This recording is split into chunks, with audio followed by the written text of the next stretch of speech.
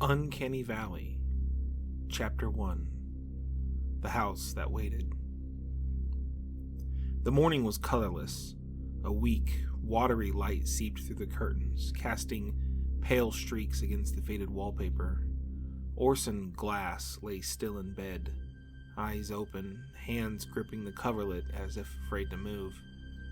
He did not remember falling asleep. He did not remember dreaming. Yet a heaviness clung to him, a dull ache in his limbs, as though he had spent the night wrestling a bear. The house was silent. Not the silence of morning peace, nor the stillness of an empty dwelling, but something deeper, something hollow.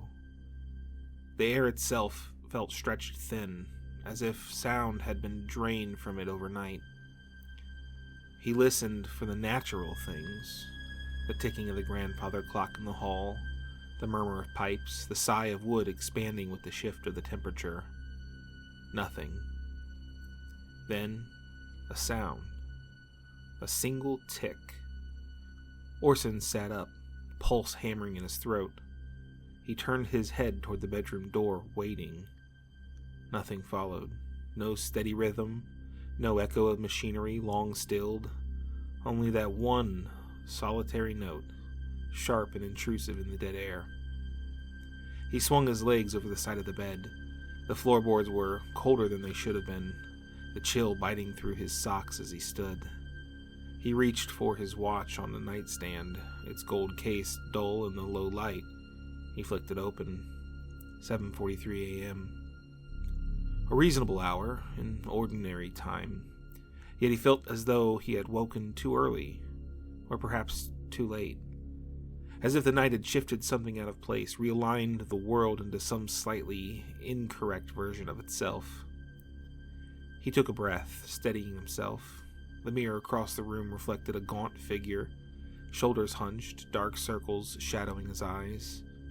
He had always been thin, but something about the way his image stood, rigid, unblinking, sent a prickling sensation through his scalp.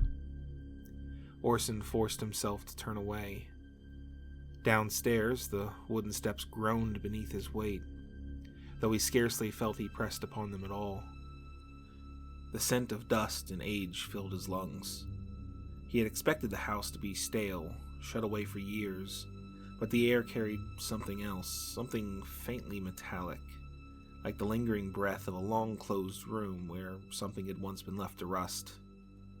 The hallway opened before him, its length vanishing into the dim morning. His eyes flicked to the grandfather clock. The pendulum remained frozen mid-swing. His breath came slow, measured. He was certain it had been stuck at the exact same angle last night. Yet now it had shifted, just slightly, as if at some moment in the darkness it had tried to move forward but failed. Orson exhaled through his nose, pushing the thought away. He was imagining things. He had always been prone to such distractions, his mind crafting patterns where none existed. The clock was old, unreliable, that was all. Yet as he turned toward the kitchen, he could not ignore the sensation creeping up his spine, a whisper of something unseen curling at the edges of his perception. Somewhere in the house, the floorboards creaked. Not beneath his feet, not anywhere near him, but above, in the room he had just left. The creak above had sent a jolt through Orson's veins, a visceral command that propelled him forward before his mind could catch up. His pulse pounded in his ears as he took the stairs two at a time, heart hammering against his ribs. The old house seemed to groan in response, the wood protesting beneath his hurried steps, the shadows along the walls stretching and shifting as if stirred by his movement. He reached the bedroom door and hesitated only a moment before shoving it open. Nothing. The bed remained as he had left it, the sheets slightly disheveled from his restless sleep. The mirror reflected only himself, disheveled and pale, his breath coming in uneven gasps. The wardrobe stood closed, the heavy curtains hung motionless. Silence. A sudden thud beside him, Orson flinched, a sharp exhale escaping his lips as something landed heavily at his feet. His gaze snapped downward. A cat. A sleek black shape, its fur catching what little light filtered through the curtains. It blinked up at him, eyes like twin lanterns in the dim room, tail flicking lazily. Orson released the breath he hadn't realized he was holding, pressing a hand to his chest. "Damn thing," he muttered. The cat merely stared, indifferent to his distress. Something about it unsettled him. Not in the way the house did, not in that creeping, wrong way, but in a way that stirred something deep and painful within him. It looked like her cat. A memory stirred at the edge of his thoughts, unwelcome and incomplete. But before he could grasp it, the creature turned, slipping soundlessly toward the open doorway. Orson frowned. "How the hell did you get in here?" The cat gave no answer, only a flick of his tail as it disappeared into the hall. Orson hesitated, then followed. It moved with eerie confidence, padding down the corridor without a sound. He expected it to descend the staircase, to vanish into the lower floors, but instead it turned toward the far end of the hall, toward a narrow, unassuming door he hadn't yet investigated. The attic. The knob resisted at first, stiff with disuse, but with a firm twist it gave way. The door yawned open, revealing steep wooden steps vanishing into darkness. A thick, musty scent curled around him, heavy with dust and time. The cat was already ahead of him, its silhouette just visible as it climbed. Orson swallowed down the unease creeping up his throat and followed. The attic was a labyrinth of forgotten things. Stacks of trunks, broken chairs, and dust-covered furniture loomed in the gloom, draped in white sheets like silent specters. The air was heavier here, pressing against him like the bottom of the ocean. The cat wove between the clutter with purpose, leading him towards the far end of the attic. Then it stopped and licked its fur. There, along the back wall, was a hole. Small, ragged, chewed through the wood near the baseboard. The cat sniffed at it once before slipping through, vanishing into the world beyond.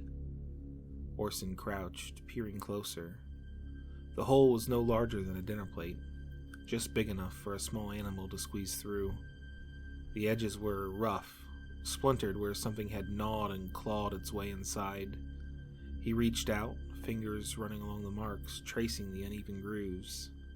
Something was off.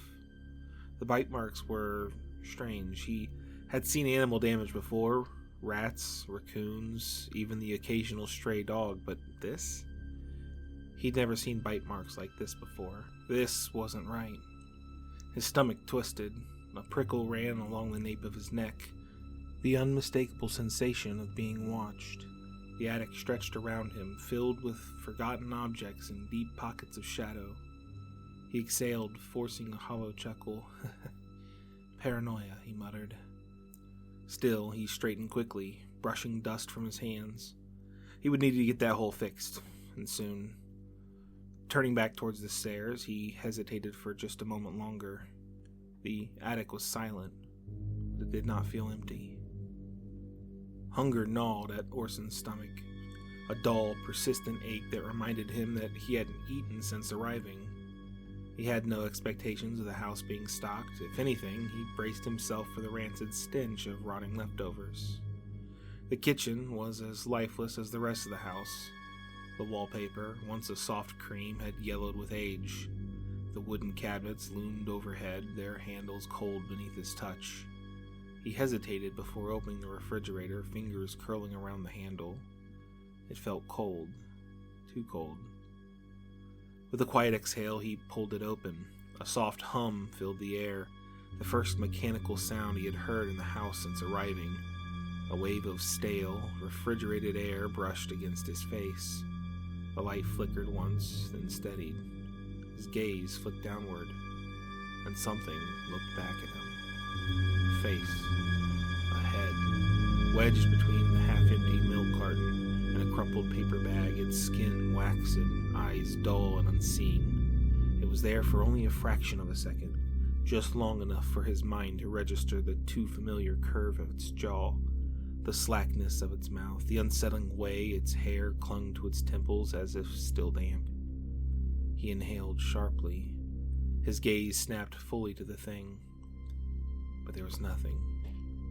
Just spoiled leftovers, an ancient bottle of mustard, and a carton of eggs that had long since passed their expiration date. Orson remained frozen, the cold air curling around his fingers where they gripped the door. He was imagining things, that was all. Hunger, exhaustion, his mind playing tricks on him. He closed the fridge carefully, deliberately, and stood there for a long moment, staring at the closed door as if expecting it to reveal something else. The silence of the house pressed against him. The heaviness in his chest lingered. Finally, he exhaled, rolling his shoulders as if to shake off the feeling. I need to get out of here. The words sounded hollow in the empty kitchen. Without another glance at the fridge, he grabbed his coat and stepped out the front door. The air was crisp and thin, an overcast gray. The town stretched before him, quiet, still. For the first time since arriving, Orson Glass left the house, and the house waited.